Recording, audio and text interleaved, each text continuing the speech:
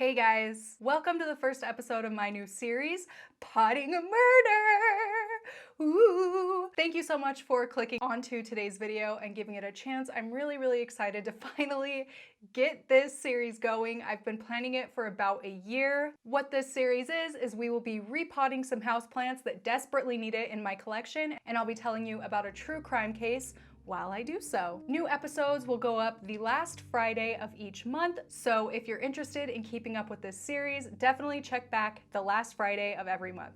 Before we get into the case, I do just want to give a disclaimer.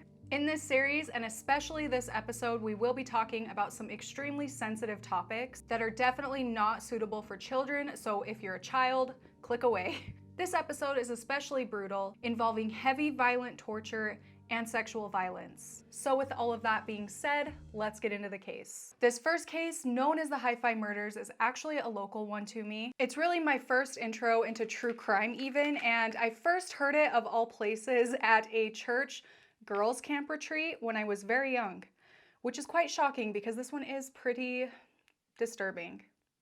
This brutal attack, which left 3 dead and 2 wounded, took place on April 22nd, 1974 in my hometown of Ogden at a local stereo shop, which was located at 2323 Washington Boulevard, but it has been since torn down and the whole entire street is different. Anyway, the shop it took place at was called the HiFi shop, which is where the name comes from. Manager Stanley Walker, who was 20, and Sherry Michelle Ansley, who was 18, were working their shift at the shop when at around 7 p.m. a cream-colored van pulled up into the parking lot of the shop. 2 young African-American males entered the store and forced the 2 into the basement at gunpoint, and this is just kind of a side note. Sherry had actually only been hired to the shop like a few days prior to this. I mean, it's sad all around, but she literally had only been working there for a few days when this happened. Anyway, in the basement, the 2 men tied Sherry and Stanley up, as well as put gags around their mouths to keep them quiet so that they could rob the store uninterrupted.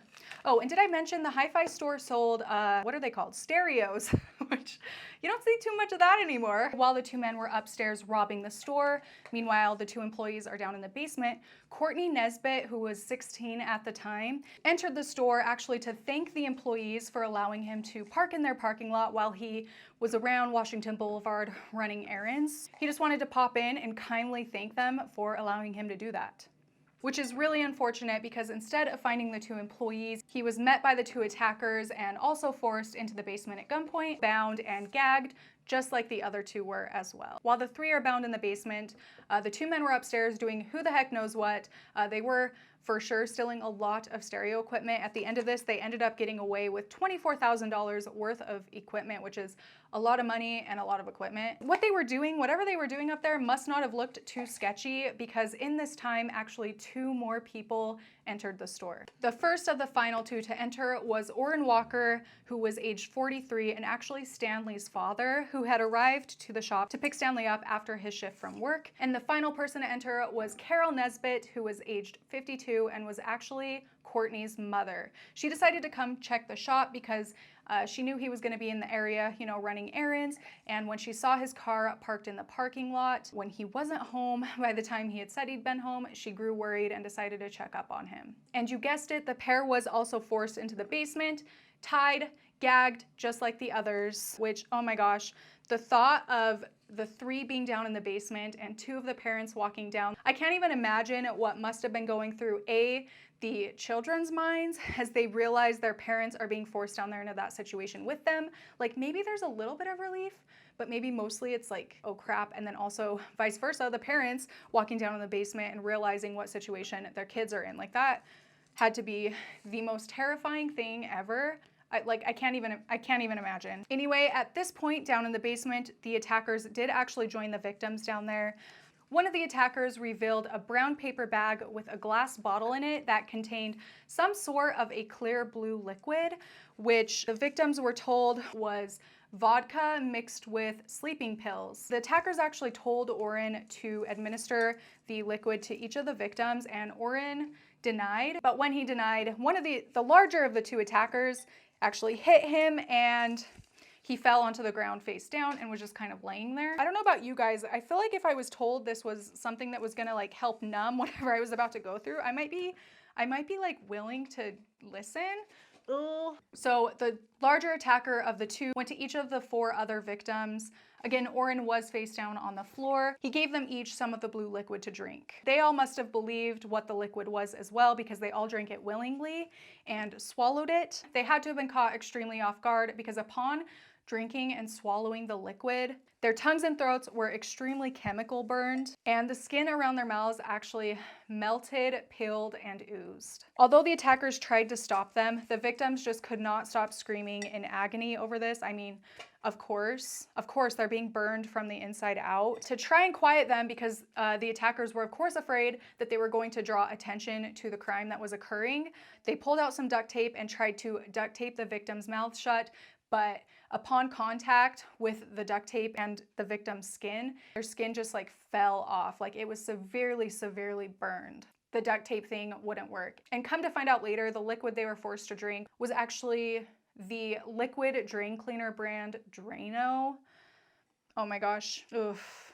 At this point, the attackers must have remembered that Orrin was there lying motionless on the ground, because they also gave him the fluid as well. But since he had seen the other 4 reacting to the fluid and what had happened when they swallowed it, he actually thought pretty quickly, and instead of swallowing it, he let it ooze out of his mouth. He didn't naturally have the same reaction as the others, because it didn't have full contact or as much contact with his mouth and throat. He did actually copy the cries, screams, and convulsions that he had witnessed from the other victims. So he wasn't administered more, because they thought that he was having the same reaction. A movie had come out the year prior called Magnum Force. There is a point in the movie where a prostitute is given Drano, and she immediately drops to the ground dead. None of this convulsing, screaming kind of a thing.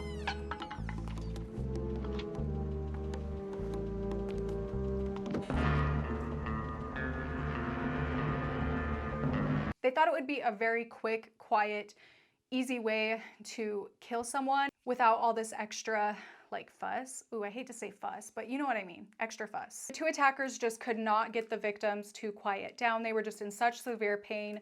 They couldn't stop no matter what kind of threats they were giving them. The shorter of the 2 attackers shot Courtney and Carol in the back of their heads, killing them instantly. He then shot at Orrin, but missed, and then moved on to successfully fatally shoot Stanley. He then again went back to shoot at Orrin. This time it grazed the back of his head. Once they thought the 4 were dead, the short attacker ordered his accomplice, his tall accomplice, to go wait in their van for 30 minutes. He then pulled Sherry aside, who was the only one who hadn't been shot, forced her to remove all of her clothes at gunpoint, and then went on to repeatedly rape her for around 30 minutes. He then let her use the bathroom under his supervision, dragged her, still undressed, back to where the other victims were, and fatally shot her in the back of the head. According to Orrin, who was still awake through all this, and he is one of the 2 survivors, Sherry begged for her life, and according to him, her final words were, "I'm too young to die." And then she was shot in the back of the head and passed. At the sound of the gunshot, the other attacker re-entered the basement and noted that Orrin actually wasn't dead, despite the attempt to shoot him twice and the Drano and everything. He then alerted his accomplice, who proceeded to mount Orrin with a wire, held it around his neck, and attempted to strangle him, but this was unsuccessful. Everything we've talked about so far is incredibly, incredibly disturbing, but for some reason the next part is what like really haunted my dreams when I first heard about this at the young, ripe age of like 10. The taller attacker took a ballpoint pen from out of his pocket and inserted it into Orrin's ear, where the short attacker then kicked it, so the pen punctured through Orrin's eardrum and exited out his throat. At this point, the attackers must have felt confident that the 5 of them were dead, and there was no way that Orrin was going to survive that. I mean, can you imagine?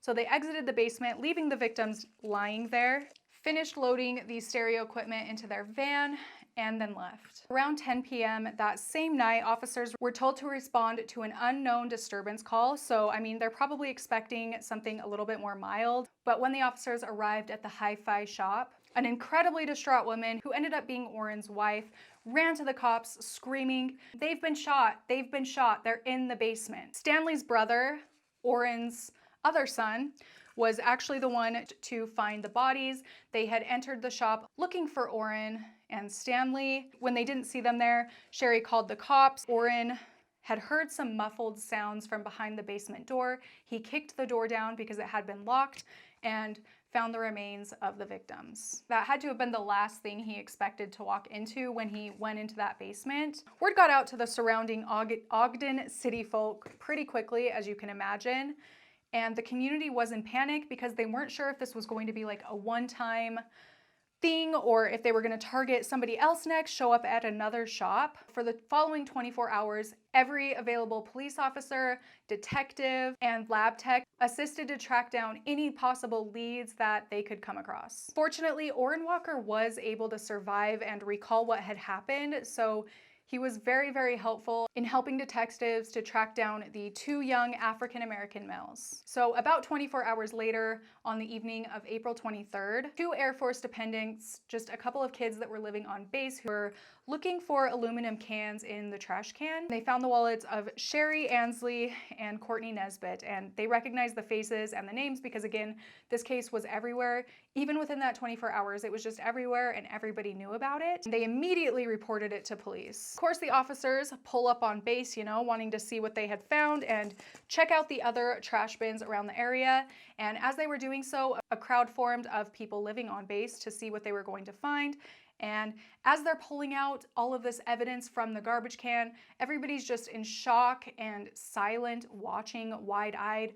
But two men were acting very, very suspiciously. They were just incredibly nervous and they wouldn't stop talking. The two men were William Andrews, age 19, and Dale S. Pierce, age 21, who later changed his name to Pierre Dale Selby. So basically, he changed his name to his name, but different. Pierre was actually a prime suspect in another murder that had happened on base to Sergeant Edward Jefferson, although there just wasn't enough evidence to convict him, so he ended up being let go. But he still was their prime suspect. The officers got a search warrant for their barracks and they ended up finding a new contract for a local storage facility center. When they went to check out this storage facility, a whole bunch of HiFi stereos and equipment were found, as well as a half-empty bottle of Drano. Upon interrogation, they did actually end up giving up the name of a third accomplice named Keith Roberts, who was actually the driver of the getaway van. So he just sat in the van the whole time this was going on. In the end, he was charged with armed robbery and nothing more. And on November 16th, 1974, they were convicted of all charges and were ultimately given the death sentence. In their trial, they did reveal that the robbery was premeditated and that they had planned to kill whoever they came in contact with. So it was premeditated. There really was no arguing that. They knew what they were going to do or what they had to do. Some of the evidence and things they had heard from some various witnesses who had seen people coming and going from the shop the night of the attacks did actually lead officers to believe that 6 men were involved, although there was no evidence to charge the other 3, and they actually have no idea who it was, or that hasn't been released. They do think that there were more people involved, and they're just out there, walking around with us somewhere. Who knows where they are in the world? Isn't that a nice thought? Following the death sentences, the NWACP and Amnesty International actually campaigned for a lesser penalty for both Pierre and Andrews. Their main argument for Andrews was that he didn't actually kill anyone. It was Pierre, the short attacker I kept referring to earlier, that killed every single one of the 3 victims. I held the gun and he gave me the Drano. He held the cup. I poured it into the cup. And he handed it to the people. Although they both had been involved in the torture of the victims, Andrews really didn't kill anyone. Their second big dispute was that there had been severe racial bias towards the 2 men during trial, and they hadn't actually been offered a fair trial free of that racial bias, which, living in Utah, I can definitely see that. And I don't know where I stand on the death penalty, but of course each individual, regardless, deserves a fair trial. So I mean, that is kind of a tough one, and I can definitely see their argument. Here in Utah, it isn't normal to, go through with the death penalty, especially for murders. And at that time, they really hadn't been sentencing white men who had committed murder to the death penalty. So that was their main argument. Every single member of the jury were white, and the victims were all white.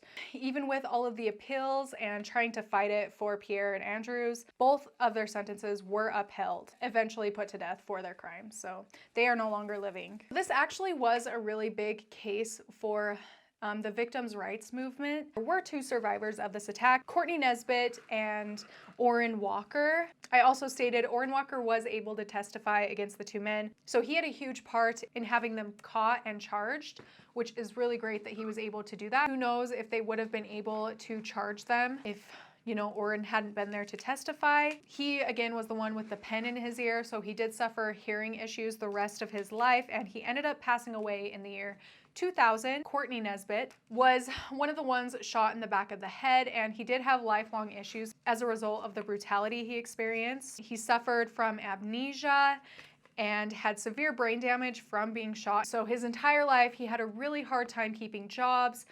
Not only that, but after the attacks, he did end up spending, I think it was somewhere, oh, I read this. It was somewhere around 265 days in the hospital, and his family just had to pay that. So he ended up being on Social Security most of his life. He did end up graduating high school, but he was unable to complete college because of some complications he had from this attack. Not only that, but he did experience chronic pain till the day he died in 2000 at the age of 44. So this is actually a very influential case, like not only just here in Ogden, but across the country. So this case is actually used at FBI trainings at Quantico, which that's kind of a big deal, right? Courtney Nesbitt and, you know, the case overall were actually the basis for a book called Victim: The Other Side of Murder, written by Gary Kinders, which was released in 1982. This is actually one of the most influential books in victims' rights movements, and it's something that people in criminology courses across the United States are required to read as part of their training. And if you'd like to read this book, I will actually have it linked down below. It's very, very highly rated, although I will say, like, definitely think about it before reading it because it is quite graphic. I mean, they talk in a lot more detail about what happened during the HiFi murders. It can be kind of a lot to stomach at times, but I do think it's a really, really great read. As far as the victims' rights movements, a point that's really made in this book is how victims go through the attack, but that's not the end of the suffering or pain or like struggle that they endure, you know, from the attack. Like, they're not just attack and then it ends. You know, Courtney ended up being in the hospital for almost a complete year and suffered pain his entire life, couldn't really hold down a job as a result of this, whereas he most likely wouldn't have if this hadn't happened. So yeah, it really, really talks about that and how there should be more help provided to victims of cases like this. Courtney's family ended up having to pay for his hospital treatments. Not only do you have to emotionally deal with what you went through, but like financially you have to deal with it as well for like the rest of your life in a lot of cases, in a lot of these cases anyway. Again, I will have it linked down in the description box if you'd like to read it for yourself. All right, so I'll show you the 3 plants I potted up. A variegated Maranta leuconera, a Spathophyllum jessica in this nice light blue pot, and an aloe vera, which you probably didn't see too much of the repotting. Next time I'll have a little bit better of a setup so that you'll be able to see what I'm doing a little bit better. But yeah, that's the case. If you have any input or insight, if you're here in Ogden and you've heard of it, outside of Utah and you've even heard of it, let me know what you think down below and what you think of this series. If you have any requests for something I should talk about in episode number 2 of Potting a Murder, please leave a comment down below. And yeah, that is it for this video. Thank you so much for watching, and I will see you in my next one.